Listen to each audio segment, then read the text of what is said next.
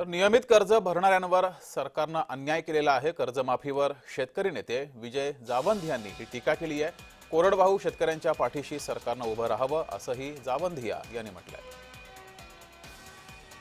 की ज्यांनी नियमित भरलं त्यांनी जर 2 लाखाचं कर्ज घेत जर ते नियमित भरलं असेल तर त्यांना का 50,000 त्यांनाही 2 लाखाचं कर्ज माफ करा ना, त्यांच्या अकाउंट मध्ये 2 लाख द्या ना, ही दातारी दाखवा ना। हे मी तुम्हाला सांगतो ना, हे फूट पाडा आणि राज्य करे याचं खूप सुंदर उदाहरण आहे। पुन्हा